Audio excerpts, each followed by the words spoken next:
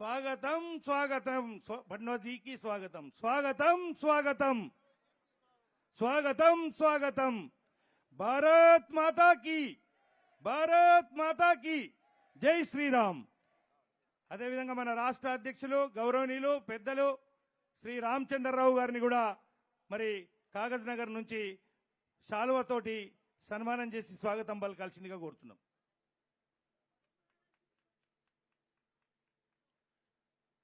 అదే విధంగా మన నూతనంగా ఎన్నికైనటువంటి ఎమ్మెల్సీ మల్క కుమరయ్య గారు కూడా ఫడ్నవీస్ జీకి శాలువతో సన్మానం చేస్తారు।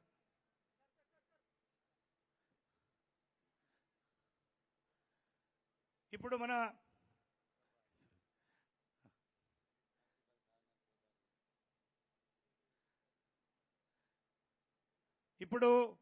మన సభను ఉద్దేశించి మన ప్రియతమ నాయకులు ఆదిలాబాద్ పార్లమెంట్ సభ్యులు శ్రీ గడెం నగేష్ గారిని మాట్లాడాల్సిందిగా కోరుతున్నాం।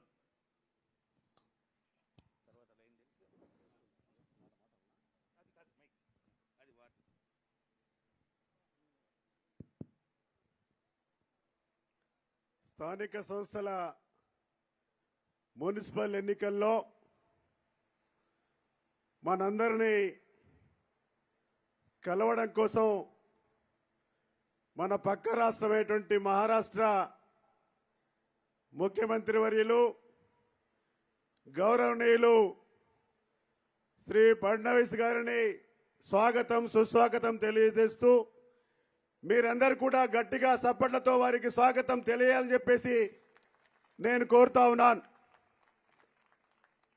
మన రాష్ట్ర భారతీయ జనతా పార్టీ అధ్యక్షులు గౌరవనీయులు రామచంద్రరావు గారు కూడా వారికి కూడా స్వాగతం సుస్వాగతం వారికి కూడా స్వాగతం తెలియాలని చెప్పేసి కోరుతా ఉన్నాను। వేదిక మీద ఉంటే స్థానిక శాసనసభ్యులు సోదరులు మీ అందరి అభిమాన నాయకులు పాల్వాయి హరీష్ బాబు గారు, మన ఎమ్మెల్సీ ఉపాధ్యాయ ఎమ్మెల్సీ మల్క కుమరయ్య గారు, ఇక వేదిక మీద ఉన్నటువంటి చాలా మంది మన భారతీయ జనతా పార్టీ నాయకులు ఉన్నారు। ప్రతి ఒక్కరు కూడా పేరు పేరున నా యొక్క నమస్కారాలు తెలియజేస్తా ఉన్నాను। కాగజ్ నగర్ అష్బాబాద్ రెండు మున్సిపాలిటీ నుంచి వచ్చేసినటువంటి సోదరి సోదరులకి భారతీయ జనతా పార్టీ నాయకులకి మిత్రులకి అభిమానులకి అందరు కూడా నా పక్షాన హృదయపూర్వక నమస్కారాలు తెలియజేస్తూ ప్రత్యేకంగా మా యొక్క కౌన్సిలర్ అభ్యర్థులందరూ కూడా నా యొక్క నమస్కారాలు। ఎన్నికలు 11 తారీఖు నాడు సోదరులందరూ కూడా ఆలోచించాలి, ఏ విధంగా ఈరోజు దేశంలో మన ప్రధాని నరేంద్ర మోడీ గారి నాయకత్వంలో దేశవ్యాప్తంగా ఏ విధంగా అభివృద్ధి జరుగుతూ ఉన్నదో, మున్సిపాలిటీలకు ఏ విధంగా నిధులు నేరుగా పట్టణ మౌలిక వసతుల కింద డబ్బులు రావడం, శుద్ధి నీరు ఇచ్చే కార్యక్రమం, మురుగునీళ్లు లేకుండా చేసే కార్యక్రమాలు, పట్టణాల యొక్క సుందరీకరణ కార్యక్రమాలు ఈనాడు భారతీయ జనతా పార్టీ మన యశస్వి ప్రధాని నరేంద్ర మోడీ గారి నాయకత్వంలో ఈ రోజు యొక్క మన పట్టణంలో కాగజ్ నగర్ కావచ్చు, అష్బాబాద్ కావచ్చు, ఈ రాష్ట్రంలో చేస్తున్నటువంటి కార్యక్రమాలు మనందరికీ కూడా అవగతం। నేను ఇంకా ఎక్కువగా సమయం తీసుకొని, ఎందుకంటే గౌరవ పెద్దలు మనకు మహారాష్ట్ర నుంచి మొన్ననే మొత్తం జిల్లా పంచాయతీలు అదే మాదిరిగా మున్సిపాలిటీలు మేయర్లన్నీ కూడా ముఖ్యమంత్రి గారు తన నాయకత్వంలో గెలిపించారు। వారికి ఒక్కసారి గట్టిగా, ఎందుకంటే తన ఎక్కడ పోయినా విజయం వస్తుంది తప్పకుండా। మన యొక్క ఈ మున్సిపాలిటీలో జిల్లాలో అన్ని మున్సిపాలిటీలు ఈ రోజు వారు మనకు సందర్శిస్తా ఉన్నారు। తప్పకుండా ఈ ప్రాంతంలో కూడా మన భారతీయ జనతా పార్టీ మన యొక్క కౌన్సిల్ రాబోతుందనే విషయాన్ని సందర్భంగా నేను గుర్తు చేస్తూ, కాగజ్ నగర్ అష్బాబాద్ ప్రజలందరూ కూడా తెలుసు, ఈ ప్రాంతంలో చాలా మంది గజ దొంగలు ఉన్నారు, తెలుసు కదా, దొంగల గజ దొంగల। కాగజ్ నగర్ పట్టణంలో నేను మొన్నొస్తే సార్ దొంగలు ఉన్నారు సార్ అని మొన్న చెప్పారు, అష్బాబాద్ కావచ్చు లేకపోతే కాగజ్ నగర్ కావచ్చు। ఈ రోజు ఏమంటారంటే సార్ వాళ్ళందరూ కూడా గజ దొంగలు సార్. ఆ గజ దొంగలు రానిద్దామా మనం? రానిద్దామా? ఒక్కసారి రానిద్దామా? గజ దొంగ కాంగ్రెస్ కాచి లేకపోతే బీఆర్ఎస్ రానిద్దామా? లేదు కదా. ఈరోజు నీతివంతమైనటువంటి పాలన ఇవ్వడం కోసం, ఈరోజు అవినీతి జరగకుండా పాలన ఇవ్వడం కోసం భారతీయ జనతా పార్టీకి మున్సిపల్లో ఈ కాగజ్నగర్ పట్టణంలో, ఆసిఫాబాద్ పట్టణంలో మన బంధువులందరూ కూడా భారతీయ జనతా పార్టీ కమలం పువ్వు గుర్తుకి ఓటు వేయాల్సిందిగా నేను అభ్యర్థిస్తా ఉన్నాను. ఎందుకంటే మొన్న ఈ 2 సంవత్సరం లోపట్నే మన యొక్క కాగజ్నగర్ యొక్క రైల్వే స్టేషన్ యొక్క ఆధునీకరణ కోసం 70 కోట్ల రూపాయలు మన యొక్క రైల్వే మంత్రి గారు, మన యొక్క ప్రధానమంత్రి గారు మనకి ఇవ్వడం జరిగింది. పట్టణంలో మంచినీళ్ళ కోసం 31 కోట్లు ఇప్పటికే ఇవ్వడం జరిగింది. అనేకమైనటువంటి ట్రైన్లు కూడా ఇక్కడ ఆపడం జరిగింది. ఇంకా ఇక్కడ ఎలాంటి సమస్య లేకుండా నేను స్థానికంగా మన యొక్క స్థానిక శాసనసభ్యులు ఇద్దరం కూడా కలిసి నేరుగా మన యొక్క మున్సిపాలిటీకి కేంద్రం నుంచి నిధులు తీసుకొస్తామని చెప్పేసి, కాగజ్నగర్ కావచ్చు, ఆసిఫాబాద్ కావచ్చు అని చెప్పేసి ఈ సందర్భంగా గుర్తు చేస్తా ఉన్నా. వచ్చిన వాళ్ళందరికీ కాగజ్నగర్ పట్టణం, అదే మాదిరిగా ఆసిఫాబాద్ పట్టణం, కాగజ్నగర్ పట్టణం వాళ్ళందరికీ మీకు తెలుసు, దాదాపుగా 30 సంవత్సరాలు మున్సిపాలిటీలో ఎవరున్నారు? చైర్మన్లుగా ఎవరున్నారు? సద్దాములు ఉన్నారు, సుల్తాన్లు ఉన్నారు, దస్తగిరిలు ఉన్నారు, చావుసులు ఉన్నారు, చీచాలు ఉన్నారు కదా. మరి మన యొక్క కర్తవ్యం ఏమిటి? ఇప్పుడు మన కర్తవ్యం ఏమిటి? మన శ్రీనివాసులు లేకపోతే వెంకటేశ్వర్లు, మల్లేష్లు మనకొద్దా? కావాలన్నా వద్దా? 2 యొక్క నియోజకవర్గం కాగజ్నగర్ లో మన శ్రీనివాసులో, మల్లేష్లో, వెంకటేశ్వర్లో, రామారావులో మనకి ఇక్కడ కావాలన్నా వద్దా? లేకపోతే మళ్ళీ సద్దంలో, హుసేన్లో, చావుస్లో, చీసలో, దస్తగిరిలకు అప్పచెప్తారా? ఒక్కసారి కాగజ్నగర్ మున్సిపాలిటీ సమయటువంటి సోదర ఓటర్లందరికీ కూడా నేను మనవి చేస్తున్నా, విజ్ఞతతో ఆలోచించండి. ఆసిఫాబాద్ లో కూడా మాట్లాడుతూ ఉన్నారు, కొత్తగా మున్సిపాలిటీ, అక్కడ కూడా ఏమంటున్నారంటే అబ్దుల్లా, అలీ, లేకపోతే ఇంకొక ఫైజా, మరి అక్కడ లేరా? మురళిలో, శ్రీనివాస్లో, మల్లేష్లో అక్కడ కూడా లేరా? అక్కడ కూడా ఉన్నారు. కాబట్టి 2 మున్సిపాలిటీకి సంబంధించినటువంటి సోదరులు ఓటర్లందరూ కూడా నేను మనవి చేస్తా ఉన్నా, ఈ అవకాశం మన వాళ్ళకి రావాలని చెప్పేసి కోరుతా ఉన్నాను. ఈరోజు ప్రధాని నాయకత్వంలో అనేకమైనటువంటి అభివృద్ధి, పక్కన మనం 4 లైన్ల రోడ్డు ఏ విధంగా లైట్లతో పోతా ఉందో మీకు తెలుసు. పోయిన సంవత్సరమే మనం దాన్ని ప్రారంభించుకున్నాం తెలుసు. కాబట్టి పూర్తి నమ్మకం, విశ్వాసం మాకు కలుగుతా ఉన్నది. కాబట్టి మీరందరూ కూడా ఇక్కడ సమగ్రమైనటువంటి అభివృద్ధి, మౌలికమైనటువంటి అభివృద్ధి జరగాలంటే ఈరోజు భారతీయ జనతా పార్టీ కమలం పువ్వు గుర్తుని ఇక్కడ కాగజ్నగర్ మున్సిపాలిటీ, ఆసిఫాబాద్ మున్సిపాలిటీలో మీరు ఆశీర్వదించమని చెప్పేసి కోరుతా ఉన్నాను.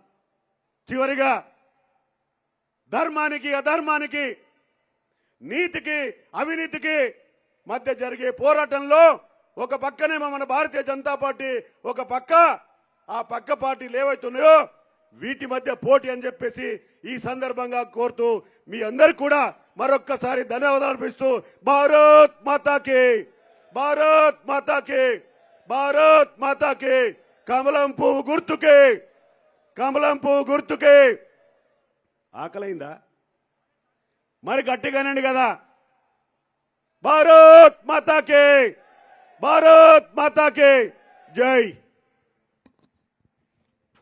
ధన్యవాదాలు సార్. ఇప్పుడు మన స్థానిక శాసనసభ్యులు డాక్టర్ పాల్వాయి హరీష్ బాబు గారిని మాట్లాడాల్సిందిగా విజ్ఞప్తి చేస్తున్నాం.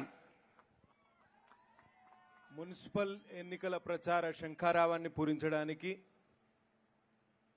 ఇవాళ కాగజ్నగర్ పట్టణంలో నిర్వహిస్తున్న విజయ సంకల్ప సభకు ముఖ్య అతిథిగా విచ్చేసిన మహారాష్ట్ర ముఖ్యమంత్రి వర్యులు శ్రీ దేవేంద్ర ఫడ్నవీస్ గారు, మా రాష్ట్ర రథసారథి భారతీయ జనతా పార్టీ శ్రీ రామచంద్రరావు గారు, మన ఆదివాసీ ముద్దుబిడ్డ ఆదిలాబాద్ పార్లమెంటు సభ్యులు శ్రీ గోడం నగేష్ గారు, ఎమ్మెల్సీ మల్క కుమరయ్య గారు, మా జిల్లా పార్టీ అధ్యక్షులు ధోని శ్రీశైలం గారు, పట్టణ అధ్యక్షులు ఆర్మీ శివకుమార్ గారు, పెద్దలు వేదిక అలంకరించిన వారందరికీ కూడా ఇవాళ శుభాకాంక్షలు తెలియజేస్తూ, ఇంత ఎండపూట మధ్యాహ్నం ఎర్రని ఎండలో కూడా పొద్దున 9 గంటలకు బయలుదేరి వివిధ వార్డుల్లో బాజా భజంత్రీలతోటి ర్యాలీలు నిర్వహించి ఈ ప్రాంగణానికి నడిచి వచ్చిన మీకు అందరికీ పాదాభివందనం చేసినా కూడా తక్కువే. పట్టణం ఇవాళ నాకు ఒక మైనారిటీ సోదరుడు 12 గంటలకు ఫోన్ చేసి, ఈ ర్యాలీలు ఈ వార్డుల్లో ఈ తరహా ఎన్నడూ జరగలే, తప్పకుండా కాగజ్నగర్ మున్సిపల్ గడ్డ మీద కాషాయ జెండా ఎగురుతుందని చెప్పడం జరిగింది. కాబట్టి ఆలోచన చేయండి మిత్రులారా. ఇవాళ 11వ తేదీ పోలింగ్ ఉన్నది. ఉదయం 7 గంటల నుంచి సాయంత్రం 5 గంటల వరకు పోలింగ్ ఉన్నది. నేను ఒక్కటే మాట మీకు చెప్పదలుచుకున్నా, భారతీయ జనతా పార్టీకి ఎందుకు ఓటేయాలనేది క్లుప్తంగా నేను చెప్తా. 2 సంవత్సరాల్లో నేను ఎంపీ గారు మా పార్టీ మా ప్రభుత్వం కేంద్ర ప్రభుత్వం ఏం చేసింది కాగజ్నగర్ మున్సిపాలిటీకి అనేది 2 విషయాల్లో నేను చెప్పి తీరుతా. 19 కోట్ల urban infrastructure development fund UIDF కింద నరేంద్ర మోడీ ప్రభుత్వం ఈ కాగజ్నగర్ పట్టణానికి నిధులు విడుదల చేసింది. ప్రతి వార్డులో సీసీ రోడ్లు, డ్రైన్లు, జంక్షనల్ ఇంప్రూవ్మెంట్స్ మరియు మేజర్ డ్రైన్స్ అన్నీ కూడా తీసుకుంటున్నాం. ఇవి కేంద్రం ఇచ్చిన నిధులే. 35 కోట్లు తాగునీటి వసతి కోసం కేంద్రం ఇచ్చిన నిధులతోటి టెండర్లు కూడా పూర్తయినాయి. ప్రతి ఇంటికి నిరంతరంగా పెద్దవాగు నీటిని తాగునీటిని సరఫరా చేసే బాధ్యత మాది. అట్లనే ఎంపీ గారు ఇటీవలనే ప్రతిపాదనలు పెట్టినరు, కాగజ్నగర్లో మురుగునీటి వ్యవస్థ బాగలేదు, డ్రైనేజ్ బాగలేదు అని చెప్పి 200 కోట్ల అండర్ గ్రౌండ్ డ్రైనేజీ నిధుల కోసం కేంద్ర ప్రభుత్వానికి ప్రతిపాదన పెట్టినరు. తప్పకుండా మా కౌన్సిల్లో కాషాయ జెండా ఎగరగానే ఆ అండర్ గ్రౌండ్ డ్రైనేజీ సిస్టమ్ను కూడా బాగుపరుస్తామని మీకు అందరికీ తెలియజేస్తున్నాం. ఎందుకంటే సంజీవయ్య కాలనీ కానివ్వండి, ద్వారకా నగర్ కానివ్వండి, బాలాజీ నగర్ లాంటి ప్రాంతాలన్నీ, లోతట్టు ప్రాంతాలన్నీ ఇవాళ నీట మునిగిపోతే వరద వస్తే 60 కోట్లతోటి కాగజ్నగర్ రైల్వే స్టేషన్ అభివృద్ధి జరుగుతోంది. 9 కోట్లతోటి సంజీవయ్య కాలనీ యొక్క under bridge, railway under bridge నిర్మాణం జరుగుతోంది. ఎంపీ గారి కృషి వలన వందే భారత్ ఎక్స్ప్రెస్ ఆగింది. ఎంపీ గారి కృషి వలన కేరళ ఎక్స్ప్రెస్ ఆగింది. కేరళ ఎక్స్ప్రెస్ స్టాపేజ్ కోసం అయితే రామచంద్రరావు గారు, వేణుగోపాలాచారి గారు కేంద్ర మంత్రిగా ఉన్నప్పటి నుంచి ప్రతిపాదన మా దగ్గర 30 ఏళ్ల క్రితం. ఎందుకంటే ఇక్కడ నుంచి శబరిమలకు చాలామంది అయ్యప్ప భక్తులు పోతారు. ఇవాళ వాళ్ళ కళను సాకారం చేసింది మా ఎంపీ గారు, మీ రైలు మంత్రి గారు, మన నరేంద్ర మోడీ నాయకత్వం. కాబట్టి ఆలోచన చేయండి మిత్రులారా. ఇటీవల మా ఎంపీ గారిని అడిగితే 50 లక్షల రూపాయలు శాఖా గ్రంథాలయానికి మంజూరు చేశారు. మన లైబ్రరీ ఎట్లున్నదో ఒకసారి ఆలోచన చేయండి. తప్పకుండా ఇవి ఒక్కటే కాకుండా మేము రాబోయే 3-4 సంవత్సరాలు చేసే ప్రణాళికను కూడా మేము ముందు పెడతాం. అందరు కరపత్రాలు చూసే ఉంటారు, నేను కరపత్రాలు కొట్టించిన ఏం చేసినాం ఏం చేస్తామని. ఎవరు ఎన్ని చెప్పినా నమ్మకండి. ఇవాళ 40 కోట్ల నిధులతోటి కేంద్రీయ విద్యాలయాన్ని కాగజ్నగర్కు తీసుకొస్తున్నాం. ల్యాండ్ అలాట్మెంట్ కూడా అయిపోయింది. అట్లనే ప్రతి సంవత్సరం 20 కోట్లతోటి అభివృద్ధి ప్రణాళిక రచిస్తాం. కేంద్ర నిధులు కూడా తీసుకొస్తాం. ఇవాళ ఇప్పటికే 700 ఇందిరమ్మ ఇండ్లు మంజూరు చేసినాం. అవి వివిధ నిర్మాణ దశల్లో ఉన్నాయి. అందులో కూడా ప్రధానమంత్రి ఆవాస్ యోజన యొక్క నిధులు ఉన్నాయి అందులో కూడా. అట్లనే కాకుండా ఇవాళ లారీ చౌరస్తా చాలామంది అనుకుంటారు, అది శివాజీ చౌక్గా నామకరణం చేసి ఇప్పటికే 50 లక్షల రూపాయలు మేము కేటాయించినాం. అక్కడ ఈ లారీ చౌరస్తా వద్ద ఛత్రపతి శివాజీ మహారాజ్ యొక్క భవ్య విగ్రహం పెట్టి ఈ చౌరస్తాను శివాజీ చౌక్గా పిలిచే ఏర్పాటు కూడా చేస్తాం. ఇది హిందూ బంధువులకందరికీ మేము ఇచ్చే కానుక. ఇది ఒక్కటే కాకుండా ఇవాళ పారిశుద్ధ్యం పడకేసింది, ట్రాఫిక్ క్రమబద్ధీకరణ లేదు. ఒక్క అవకాశం మీరు బీజేపీకి ఇవ్వండి, భారతీయ జనతా పార్టీకి ఇవ్వండి. 25 సంవత్సరాలు కోనేరు కోనప్ప కబందాస్తాల్లో ఈ మున్సిపాలిటీ చిక్కుకున్నది, ఇంకా బాగుపడలే. ఎక్కడికక్కడ మురుగునీరు, తాగునీటి వ్యవస్థ లేదు. ఇబ్బందులు పడుతున్న ఈ పట్టణం పూర్తిగా ఒక మురికి వాడలాగా మారింది. దీన్ని బాగు చేయాలంటే మీరందరూ కూడా భారతీయ జనతా పార్టీకి ఒక్కసారి అవకాశం ఇవ్వని మిమ్మల్ని అందరినీ వేడుకుంటున్నా. అట్లనే ఇవాళ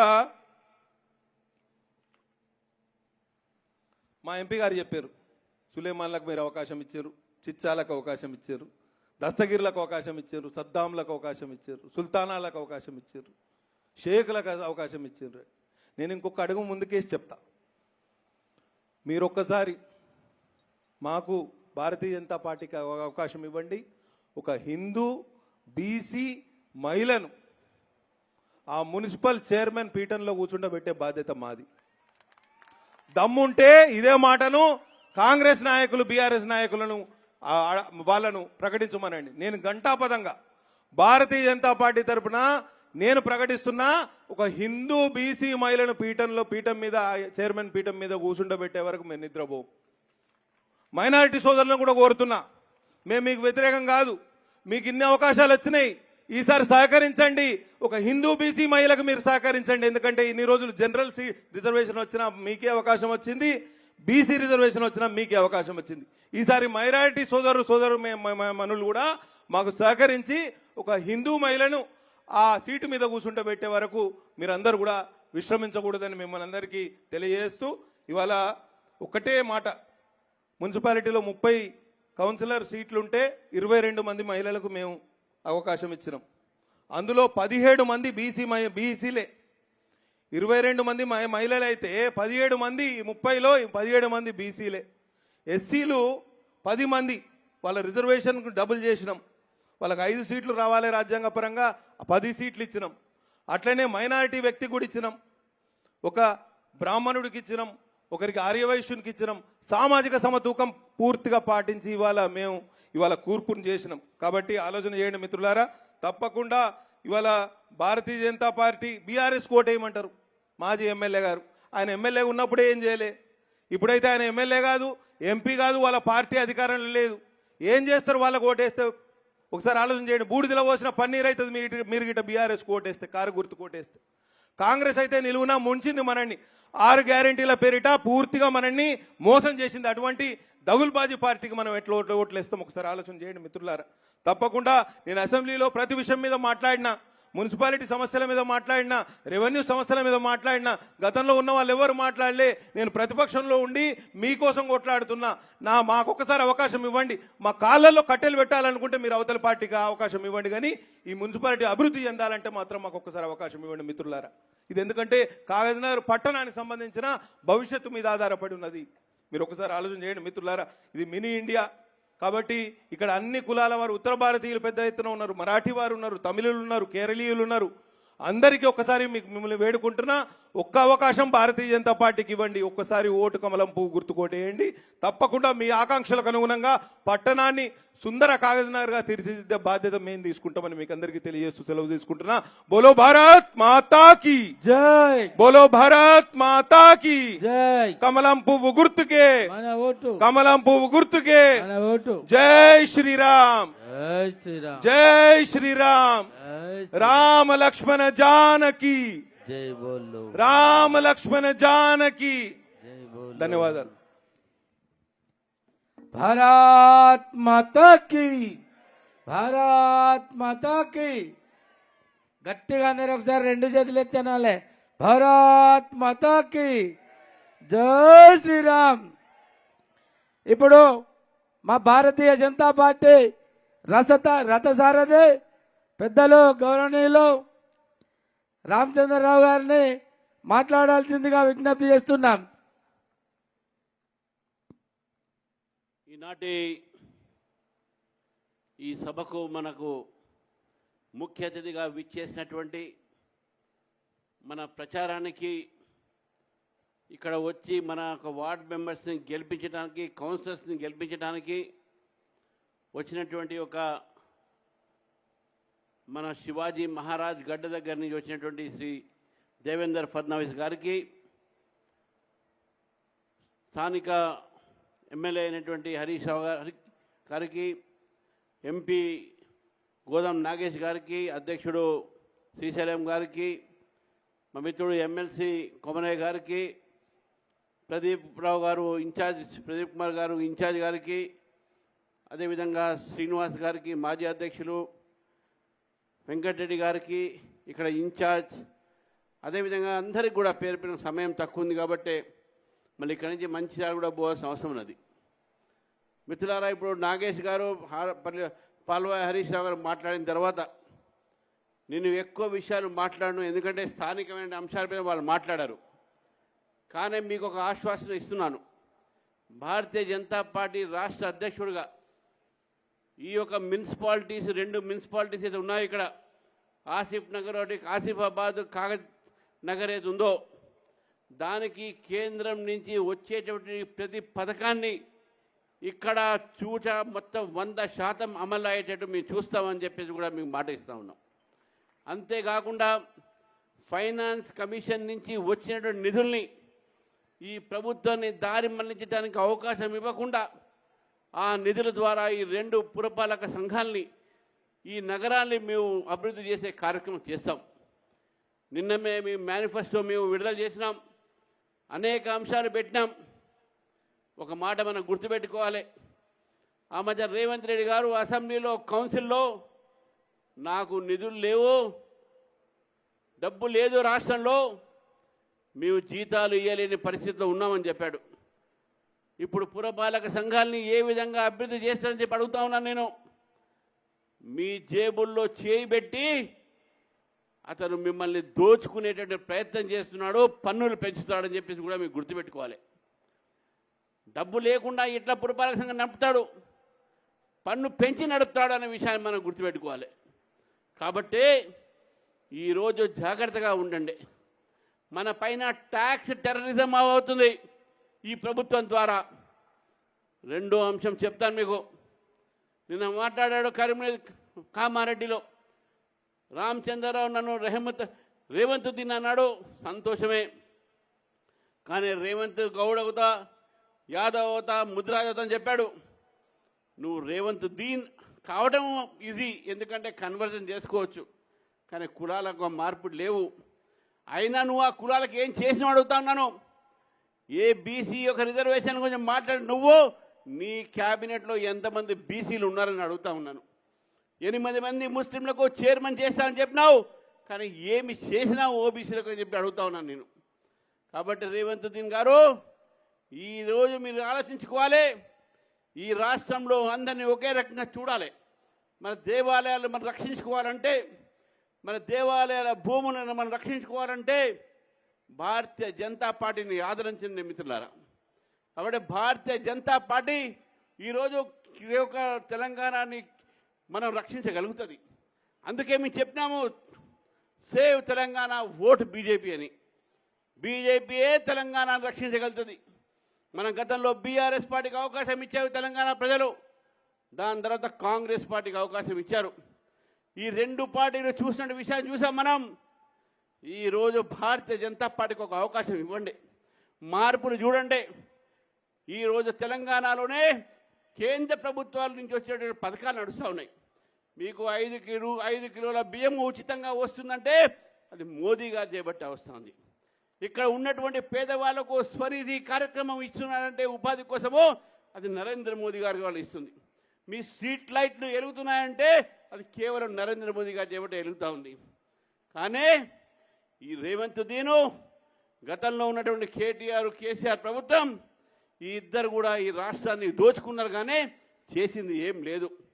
ఇంతమంది మన మిత్రులు అంటున్నారు, రాష్ట్రానికి రేవంత్ రెడ్డి గారు రాహుగా, అటు కేటీఆర్ గారు కేతుగా, ఈ ఇద్దరు రాహు కేతులు ఈ తెలంగాణని మొత్తం కూడా నాశనం చేశారు. తెలంగాణని రక్షించుకోవాల్సిన అవసరం ఉంది. కాబట్టి భారతీయ జనతా పార్టీకి ఓటేసి, కమలం గుర్తుకు ఓటేసి, ఈ ఆసిఫాబాదు, అదేవిధంగా కాగజ్ నగర్లో కూడా భారతీయ జనతా పార్టీ అభ్యర్థులను గెలిపించడానికి అభ్యర్థించడానికి ఈరోజు మన దేవేంద్ర ఫడ్నవీస్ గారు వచ్చారు. వారు మాట్లాడతారు కాబట్టి నేను ఎక్కువ విషయాలు తర్వాత మళ్ళీ మాట్లాడతాం. కానీ ఇంతమంది చూసిన తర్వాత నాకు పూర్తి నమ్మకం ఉంది, ఈ 2 మున్సిపాలిటీలు కూడా భారతీయ జనతా పార్టీ గెలుస్తుంది. చైర్మన్లు బీజేపీ వాళ్ళే అవుతారు, అని నాకు పూర్తి నమ్మకం ఉంది తెలియజేస్తూ మరొకసారి మీ అందరినీ నేను కోరుతా ఉన్నాను, బీజేపీని గెలిపించండి, తెలంగాణని రక్షించండి. భారత్ మాతాకి జై. జై శ్రీరామ్. భారత్ మాతాకి జై శ్రీరామ్. ఒక్క నిమిషం. మీరందరూ ఇటువైపు రైట్ సైడ్ ఉన్న వాళ్ళందరూ కూడా దయచేసి కుర్చీలలో కూర్చోండి. మన ముఖ్య అతిథి గారు మాట్లాడతారు. మహిళా మనులందరూ కూడా ఒక 10 నిమిషాలు ఓపిక పెట్టవలసిందిగా విజ్ఞప్తి. ధన్యవాదాలు. ఇప్పుడు కాగజ్నగర్ మున్సిపల్ ఎన్నికల్లో మనను ఆశీర్వదించడానికి మహారాష్ట్ర నుంచి విచ్చేసినటువంటి మన ముఖ్యమంత్రి వర్యులు దేవేంద్ర ఫడ్నవీస్ గారిని తన అమూల్యమైన సందేశం ఇచ్చి మాకు విజయడంకా మోగించడానికి శ్రీకారం చుట్టాల్సిందిగా విజ్ఞప్తి చేస్తున్నాం.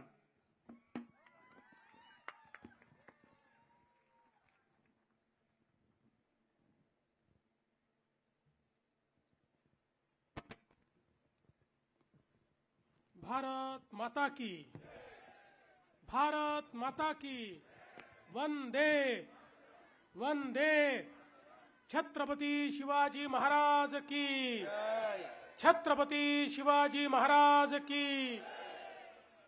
जय श्री राम। आज की हमारी नगर पालिका की इस प्रचार सभा में मंच पर उपस्थित भारतीय जनता पार्टी के तेलंगाना के प्रदेश अध्यक्ष N Ramchandra Rao ji, member of parliament Godam Nagesh ji, हमारे बहुत ही popular MLA doctor Palvai Harish Babu जी,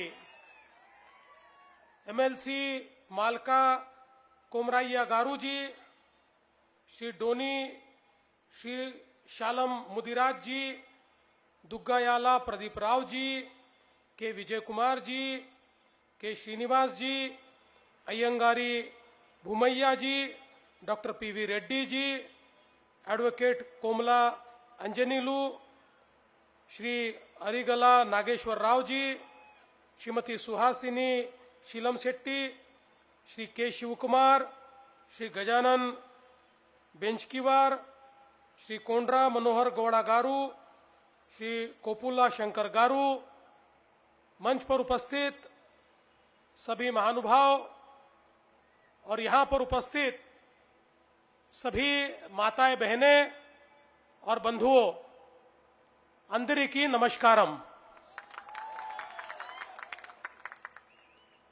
आज मुझे बहुत खुशी है कि सिरपुर में आप सभी के बीच में उपस्थित हूं और जैसा हम सब लोग जानते हैं कि नगर पालिका का चुनाव हो रहा है और उस चुनाव में पूरी ताकत के साथ भारतीय जनता पार्टी मैदान में उतरी है और मुझे विश्वास है चाहे वो कागजनगर हो, आसिफाबाद हो, बाजू में मंचिरियाल हो, हर जगह पर इस बार बीजेपी ही जीतेगी, बीजेपी की ही विजय होगी। दोस्तों,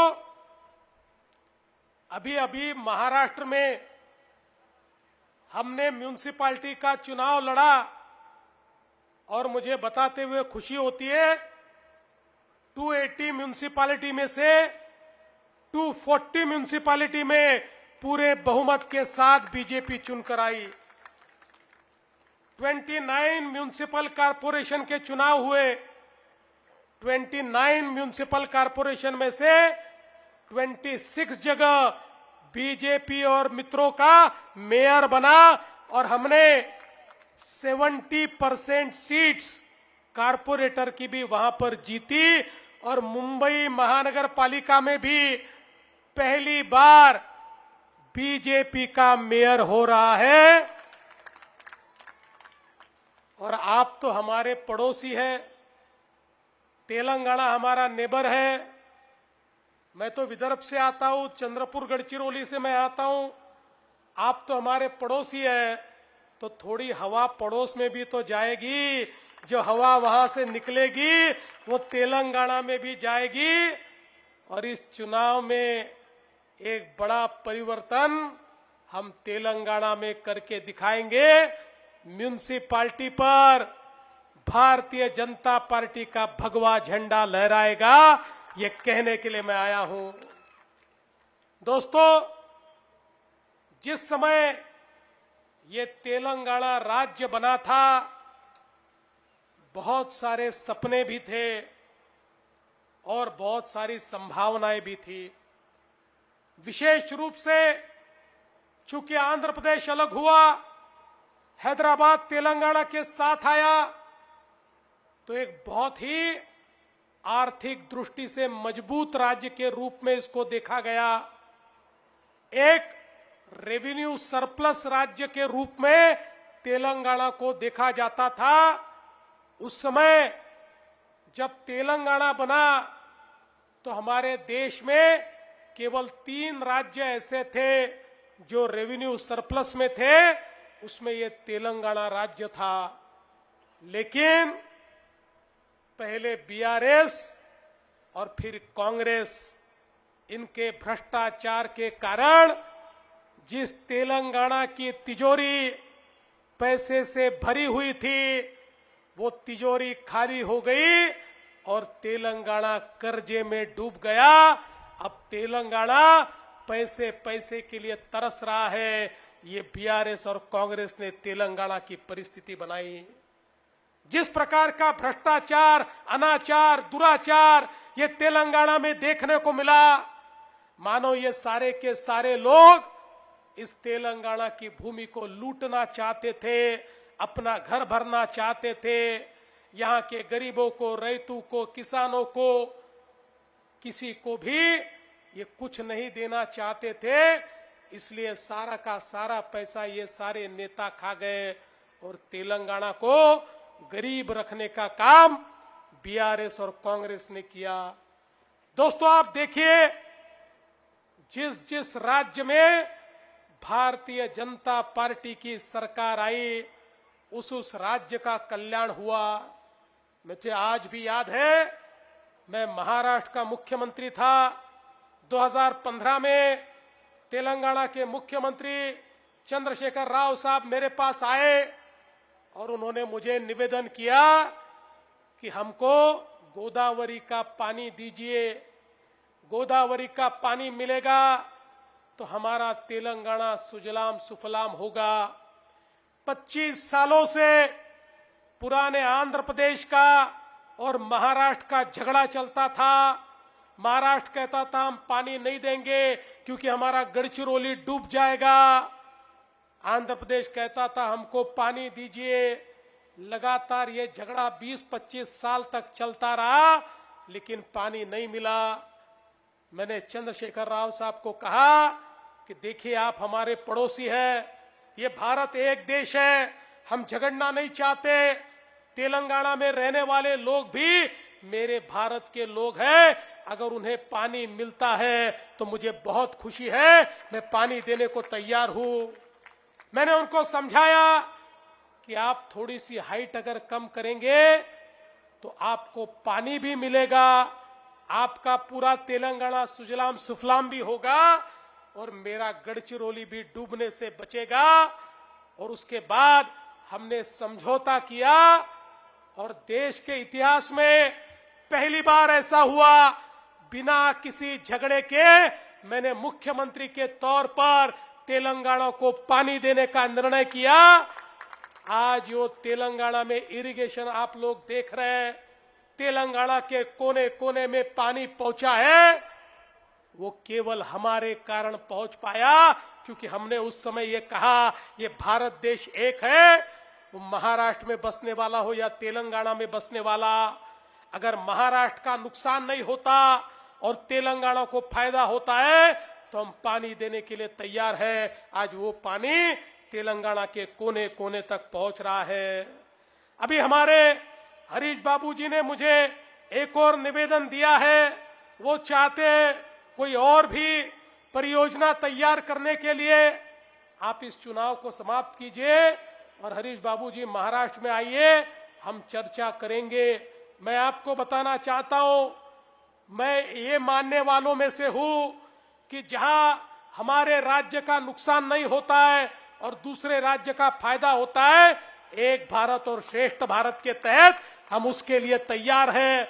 अभी अभी मैंने मध्य प्रदेश के साथ भी समझौता किया और हमारा 20-25 साल का झगड़ा समाप्त करके दोनों राज्यों को पानी मिले, इस प्रकार का काम यहां पर मैंने किया है। इसलिए आप जो चाहते हैं कि बड़े पैमाने पर आपको करीब आपके यहाँ 2 लाख एकड़ जमीन पानी के नीचे आएगी, तो निश्चित रूप से उसके ऊपर चर्चा करेंगे और आपको भी उसमें जो भी संभव होगा वो मदद करने का ऐलान मैं यहां पर करता हूं। इसके साथ साथ लेकिन एक और बताना चाहता हूं, ये आपकी बीआरएस की सरकार और बाद में हमारी कांग्रेस की सरकार इतनी बदमाश निकली। तय ये हुआ था पानी हम देंगे, लेकिन जो जमीन एक्वायर करनी है, जो आपके लिए चाहिए, उसका पैसा तेलंगाना देगा। पानी तो मैंने दे दिया, ये दोनों सरकारों ने मुझे 1 रुपया भी मेरे किसानों को नहीं दिया।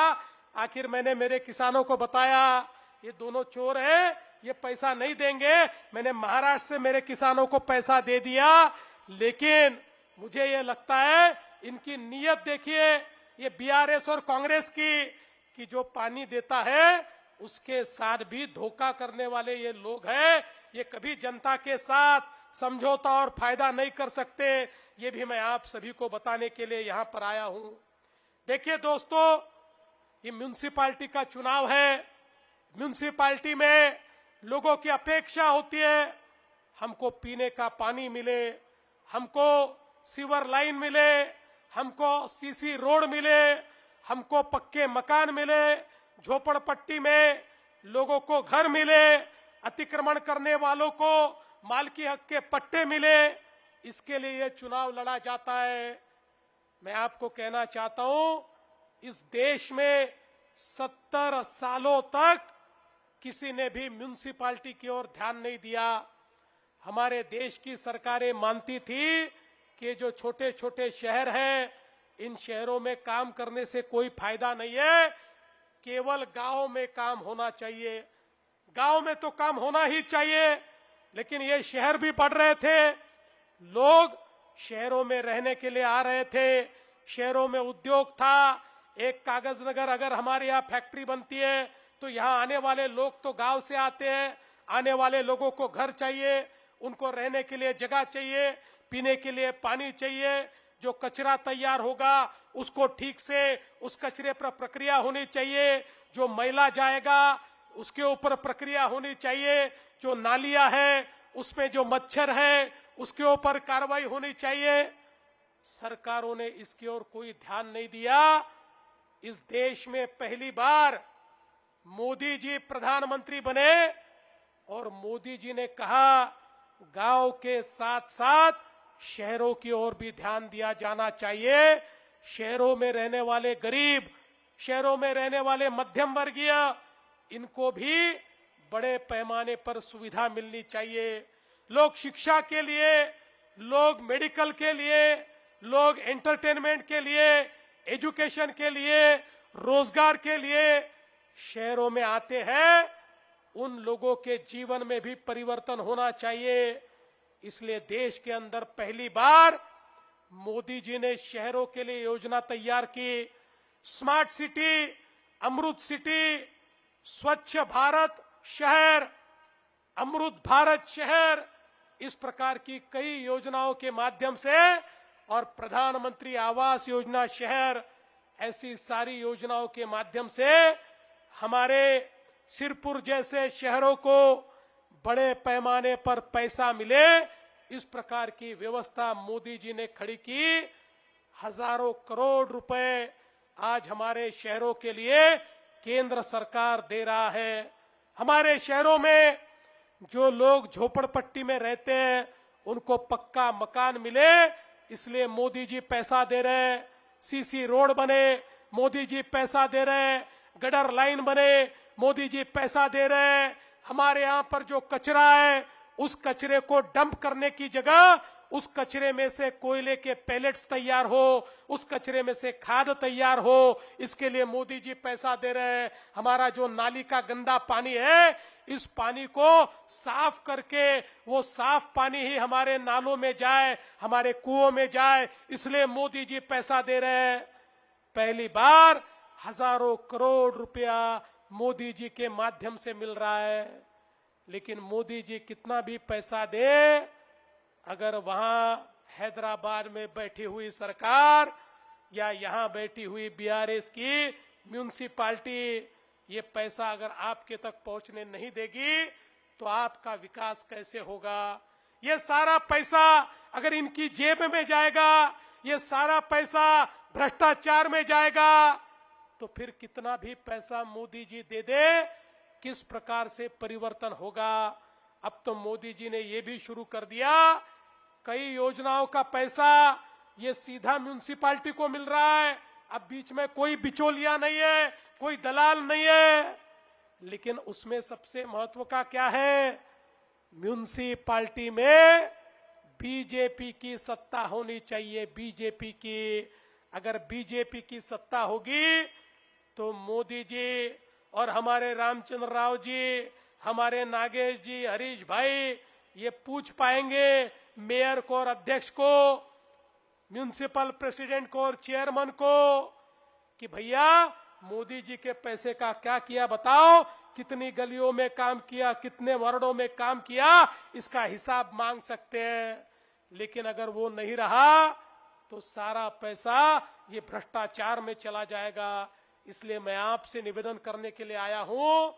अब हमारे शहर बदल रहे हैं, हमारे शहरों में गरीबों को, मध्यम वर्गीयों को बड़े पैमाने पर उनके रहन सहन में एक बदलाव आ रहा है।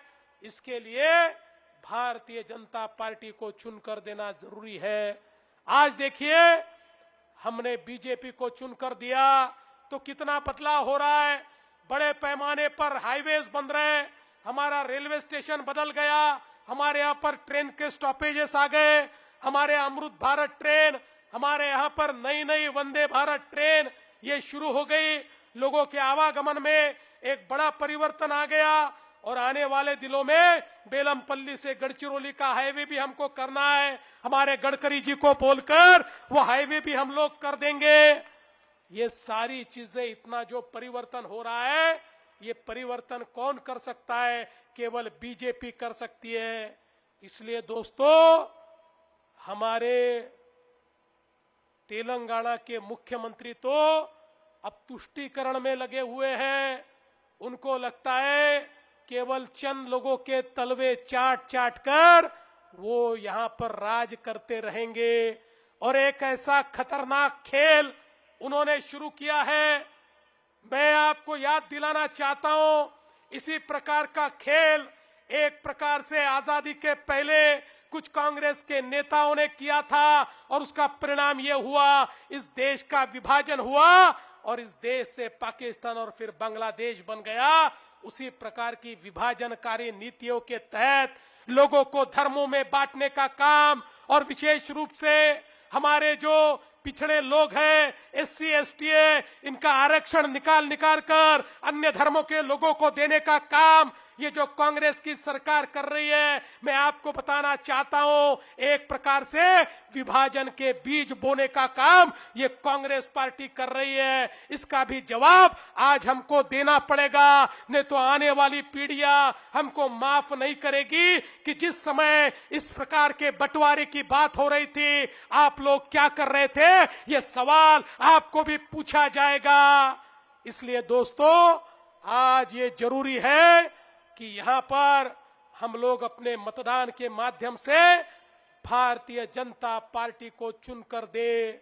मैं आपसे इतना ही निवेदन करता हूं कि आज देश में मोदी जी की सरकार है, अपने गांव में भी, अपने शहर में भी मोदी जी को मानने वालों की सरकार ये आनी ही चाहिए। इसलिए सब लोग याद रखिए, केवल और केवल कमल, कमल को ही वोट दीजिए, कमल को ही चुनकर दीजिए और कमल को चुनकर देना अपने विकास को न्योता देना है। अपने विकास को आप यहां पर चुनकर दीजिए। इतना ही निवेदन करता हूं और अपने शब्दों को विराम देता हूं। धन्यवाद। जय हिंद।